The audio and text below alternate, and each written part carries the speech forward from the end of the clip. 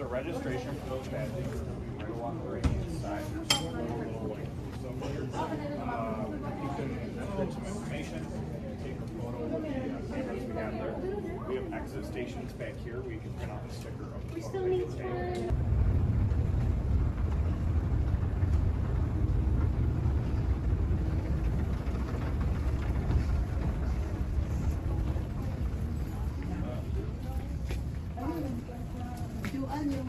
Yung tulay. Yung tulay. Papuntang ano. Hindi, papuntang kanan daw. Alin ba? Yo, yan, yun na nga, papunta ka. Oo, ito yan eh. Pero hindi yung may... Oo, ano. Papunta na pala. Nasaan yung poles? Ah, ay doon pa. Ay, naroon. Tayo nasa dulo pa lang, unahan tayo. University oh. Oo, Niagara eh. University oh.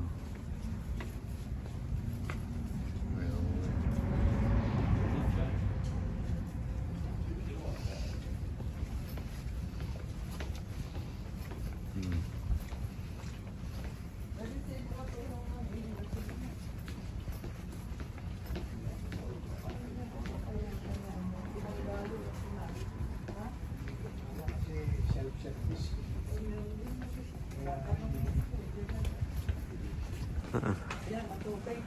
Oh, yan.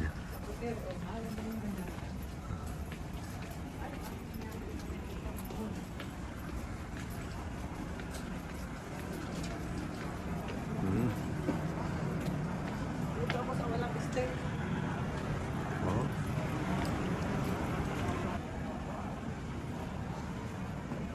Ayun, ang kuryente oh. Ayan.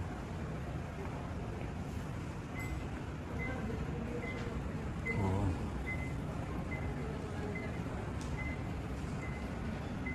May apple cider. Hmm. Oo, kuryente na yung ano ko. Ay. Hangin ah. Sapa.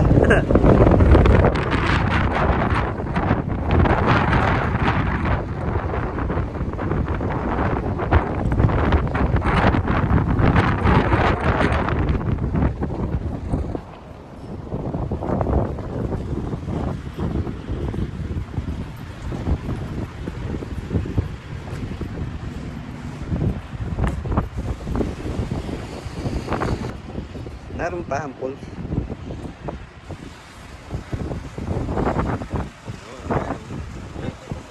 Yun ang daloy ng tubig eh, kaya naroon ang pulse. Ha? River ito. Ito na, yun ang power supply, yun ang bibigay ng ano. May power Generator. Yun naikot. Parang dynamo ba?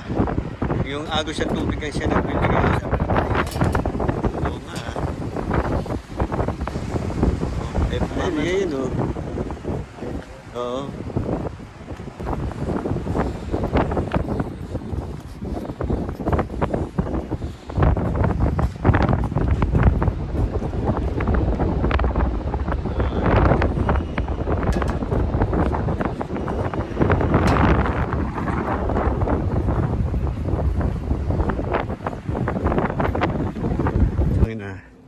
Ayun pala yung ano, yun, yung planta. Nasa baba. Hindi, meron pa yun.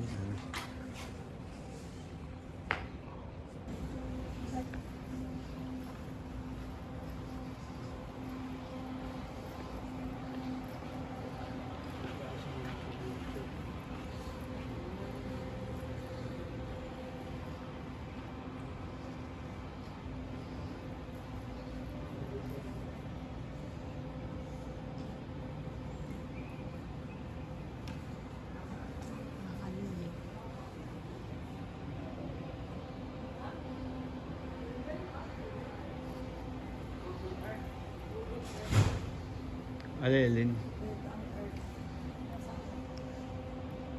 Ayun na, Google Earth nakalagay.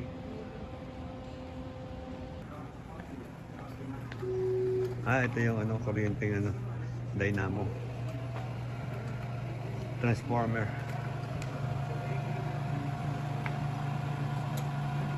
Anong ginawa mo, anak?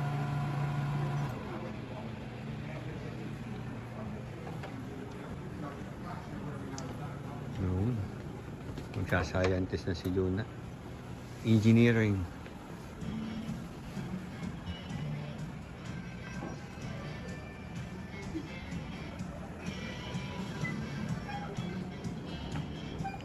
Ano nangyayari?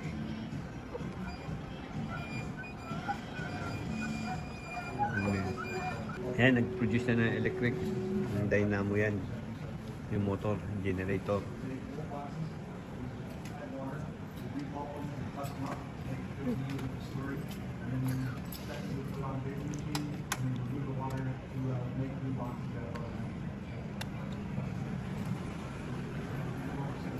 Meron pa dyan? Wala na. Take those jumbos and turn them into customer side rolls to everyone. The economic impact of this business in the area is 125.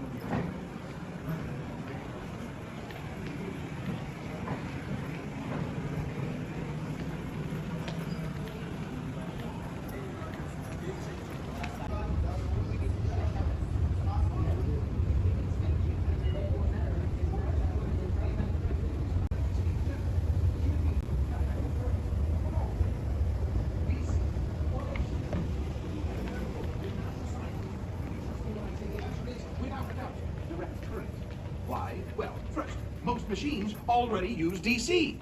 Second, the science behind DC is exceptionally simple. The electric charge moves directly on the negative. Tugs and pulls Lake Erie into the Niagara River. Over time, the river eroded away rocks and dirt, making it so the water can pick up more and more energy. How much energy? About this much! So how does all this incredible energy get from here all the way over to here, or here, or here? Well, this is where the New York Power Authority, or NYPA, comes in. NYPA is the largest state-run utility in the United States. It provides about a fifth of all of New York's power, and nearly half of that from the largest dam east of the Mississippi. The Niagara Power Project. You know, the thing you're sitting on top of right now. I am Chris Carey, the Operations Superintendent at the Niagara Power Project near Niagara Falls, New York. In my day-to-day job, I spend a lot of time to make sure we're in a position to keep the plant running. Electricity is made from the Robert Moses Dam by pulling water off of the Niagara River. It comes through 2 underground conduits into our forebay. From our forebay, it travels down through the plant to generate power. And that's the simple way of putting it. To find out how they do this, we'll have to back up a little.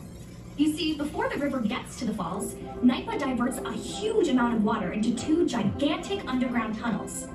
They're right there under those 2 towers. The tunnels are big enough to drive 6 cars through, which the workers did before the tunnels were filled with water. The tunnels carry NYPA's hidden river underneath the streets, schools, and golf courses of the city of Niagara Falls. And you could be hitting your first ball off the 9th hole, and you could have water flowing under you that's making its way to this power plant. Then it exits here, in the forebay, just above the power plant. NYPA then pumps some of the water uphill into this reservoir. You could say it's like a huge battery pack or a huge fuel storage device. Our fuel is water. The reservoir will hold 20 billion gallons of water. Now it's time to turn nature's raw power into electrical power. First, the water from the reservoir passes through the Lewiston Pump Generating Plant, where it produces a small amount of power. The water then travels down the forebay to the Robert Moses Power Plant. Now it's time to make some serious power. Gravity is the magic component in this whole thing. It's all gravity that's dropping water down, and it's what's spinning the turbines. The water enters the penstocks where it free falls for about the length of a football field. Then the water whooshes through the turbines. It's amazing to see a piece of equipment that's close to 1,000 tons that's spinning at 120 RPM. Inside the turbine is a magnetic field that rotates around a coil. This creates alternating fields of current that we call electricity. At any given time, we can put out 2,675 megawatts of power. That's enough to power over 2.6 million homes. Makes me dizzy just thinking about it. The men and women who run the power plant are always tweaking things. More power on hot days, a little less on cool ones. Then when it's extremely cold, they're out on the river clearing away ice. Where we're running 24/7, 365. Water is constantly flowing over the falls. Christmas morning, Thanksgiving morning, we have people here working and keeping the plant going. The work never ends when you're keeping the state of New York in business. The amount of energy that nature possesses is mind-boggling, and NYPA harnesses just a tiny bit of it. The Niagara Power Project is only the beginning. NYPA also generates hydropower at the St. Lawrence Franklin D. Roosevelt plant, at Blenheim Gilboa, and a whole bunch of other small plants. And it's the best kind of energy, clean energy. Now, NYPA doesn't deliver its power directly to you and me. Instead, it sends it to big companies, schools, and local utilities. These local energy companies then send the power to your home. To get it there, NYPA's power must first enter the world's biggest machine, the U.S. electrical grid. Think of it as a kind of nervous system. Buzzing with super high voltage from Niagara to Canada, from Florida to the Rockies. Zooming through the Adirondacks, the Catskills,